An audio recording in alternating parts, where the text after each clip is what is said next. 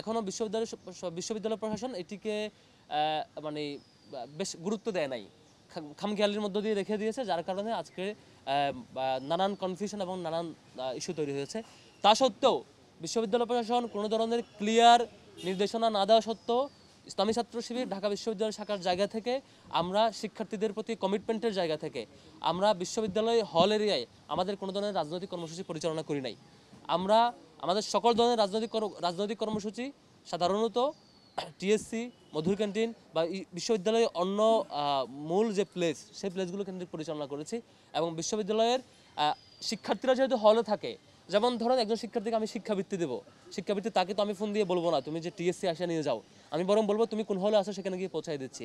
এ ধরনের সেবামূলক যে কর্মসূচি, সহযোগিতামূলক কর্মসূচি, স্কিল ডেভেলপমেন্টমূলক কর্মসূচি, সেটা তার দৌড়গড়ে পৌঁছে দিতে যে আমরা হলে হ্যান্ড ওভার করেছি, পৌঁছে দিয়েছি। যেমন আমরা ফার্স্ট এইড বক্স দিয়েছি, ফার্স্ট এইড বক্স লাগবে হলের শিক্ষার্থীদের, সেক্ষেত্রে আমরা হলে সেটা পৌঁছে দিয়েছি।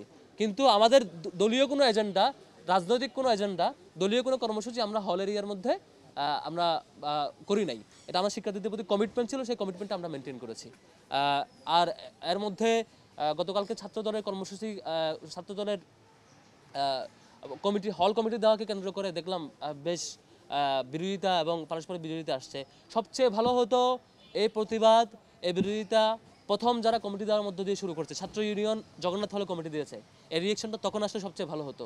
কিন্তু আমরা দেখেছি যিনি শিক্ষার্থীরা তো রিয়েকশন দিয়েছেনই, অনেক অনেক রাজনৈতিক সংগঠনের নেতৃবৃন্দ যারা রিয়েকশন দিয়েছেন, যেমন সাবেক একটা বাম সংগঠনের নেত্রী উমা ফাতেমা, তিনি যে রিয়েকশনটা দিয়েছেন সেটা সবচেয়ে ভালো হতো যখন জগন্নাথ হলের ছাত্র ইউনিয়ন কমিটি দিয়েছে তখন ওই রিয়েকশনটা আসা। কিন্তু একবার এসছে আরেকবার আসে না, সেটা মোর কনফিউজিং আর কি। তো আমাদের দিক থেকে ছাত্র শিবিরের জায়গা থেকে আমরা শিক্ষার্থীদের প্রতি সেই কমিটমেন্ট রক্ষা করেছি, সামনে রক্ষা করার সর্বোচ্চ সেই কমিটমেন্ট আমাদের থাকবে ইনশাল্লাহ। আপনাদের কোনো কোয়েরি আছে কিনা? ফরহাদ জি। বিশ্ববিদ্যালয় এই ধরনের মৌখিক ঘোষণা এর আগেও অনেক ঘোষণা দিয়েছে, অনেক কিছু বলেছে।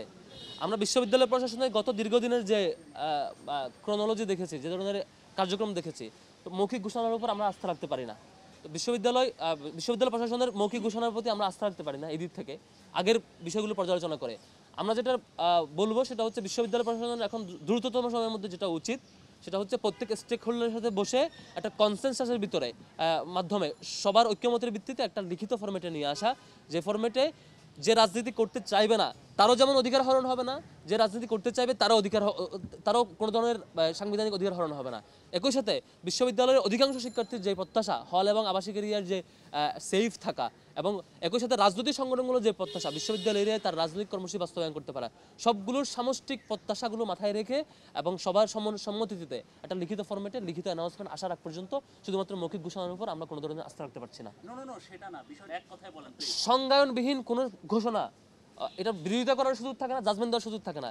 ওনার বিশ্ববিদ্যালয় প্রশাসন যে নিষেধাজ্ঞা বলেছে শব্দগুলো সংজ্ঞায়ন করে নাই। কি নিষেধ করছেন, কতটুকু এরিয়ার মধ্যে নিষেধ করছেন, নিষেধ হলে কি হবে, নিষিদ্ধ যে ঘোষণা করছেন সেটি ব্রেক করলে কি হবে, এবং সে সংজ্ঞায়নের মধ্যে কি কি শব্দ আওতাভুক্ত হয়, কি কি শব্দ আওতামুক্ত, এই ধরনের কোনো ফ্রেমওয়ার্ক তারা দেন নাই।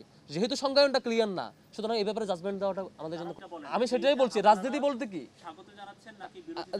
আমরা আবাসিক এবং আমাদের যেটা রিকমেন্ডেশন ছিল, আবাসিক এবং হল এরিয়ায় পলিটিক্যাল প্র্যাকটিস না থাকার ব্যাপারে আমাদের রিকমেন্ডেশন বহু আগে থেকে ছিল।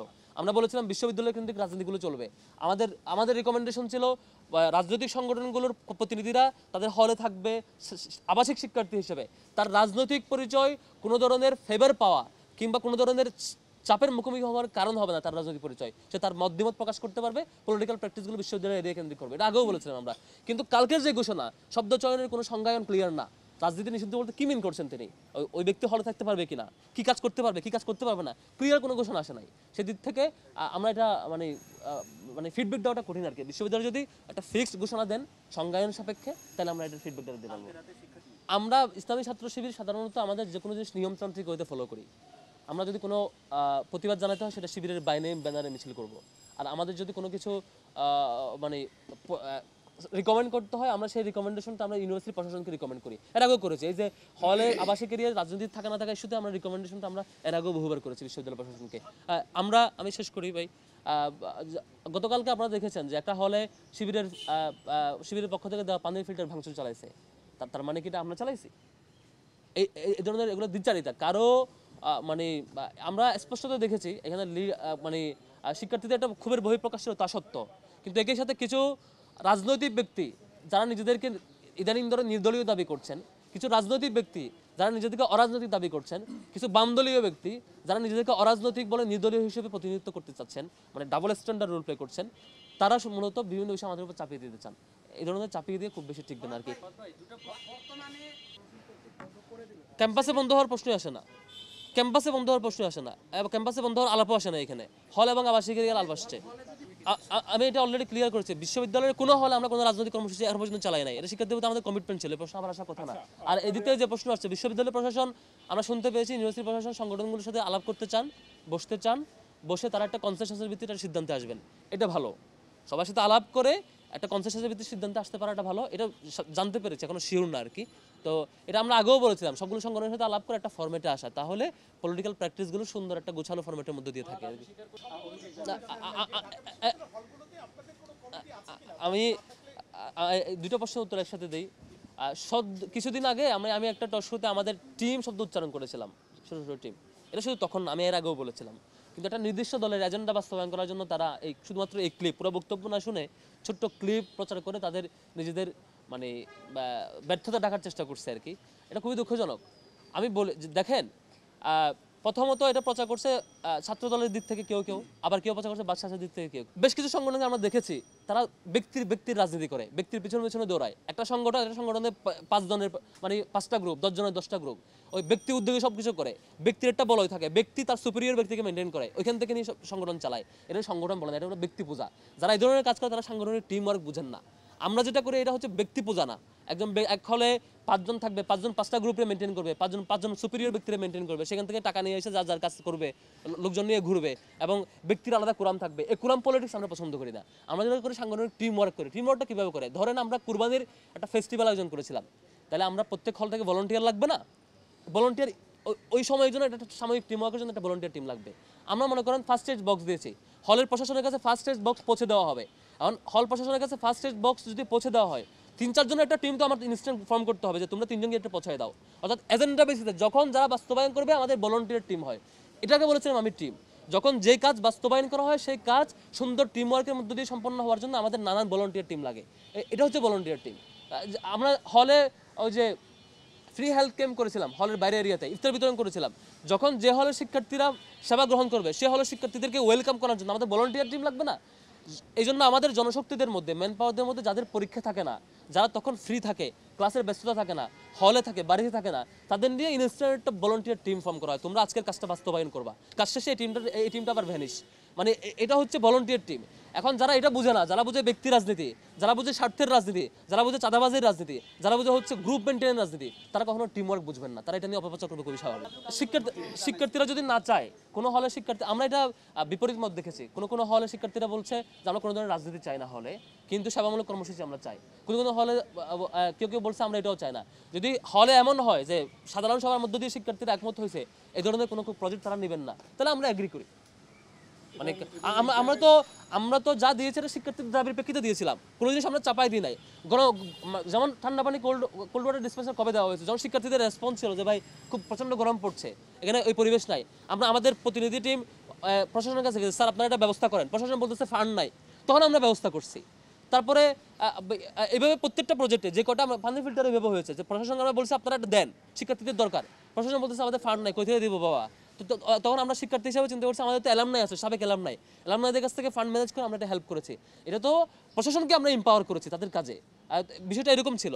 এখন যদি শিক্ষার্থীরা না চায় আমরা দিব না। অলওয়েজ আমরা শিক্ষার্থীদের পালসের প্রতি, শিক্ষার্থীদের সিদ্ধান্তের প্রতি আমরা কমিটেড।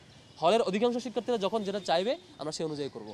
এটাতে কোনো কনফিউশন না। শিক্ষার্থীরা যদি বলে যে এখন ফেরত দিয়ে দেবে। শিক্ষার্থীরা যদি চায় যে এখন লাগবে, আমরা চেষ্টা করবো হেল্প করার।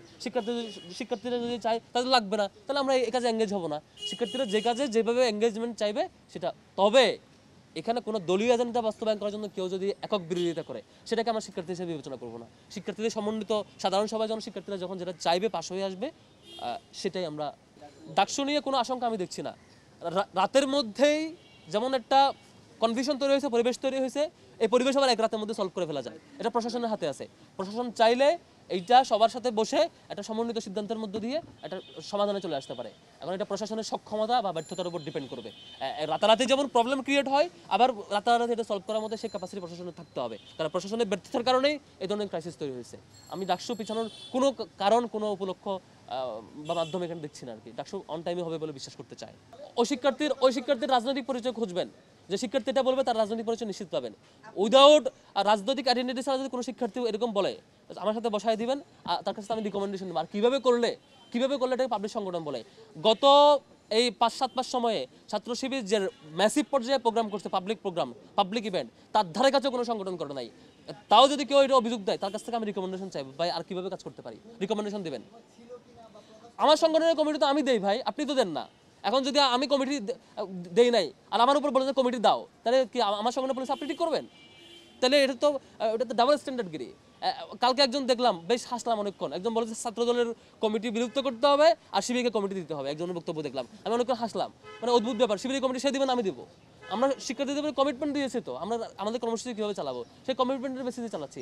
কারো বাইরের মানে ফেব্রিকেটেড প্রস্তাবনা, কারো হচ্ছে সাজানো গুছানো প্রস্তাবনা, উদ্দেশ্য প্রণোদিত কথার ভিত্তিতে শিবির চলে না। শিবির তার দলীয় নির্দিষ্ট প্রিন্সিপালের ভিত্তিতে ছাত্র শিবির চলবে এবং সেই কমিটমেন্টের অনুযায়ী শিবির চলছে আর কি।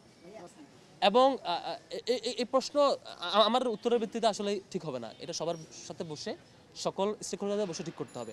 আমার একক রিপ্লাই, আমার ওপিনিয়ন বলেছি একটু আগে, আমাদের কমিটমেন্ট বলেছি, আমাদের যে কমিটমেন্ট সেটাই আমাদের ওপিনিয়ন। আমি মনে হয় আপনি শুনেছেন কিনা একটু আগে, আমি কমিটমেন্ট বলেছি। Thank you so much, thank you.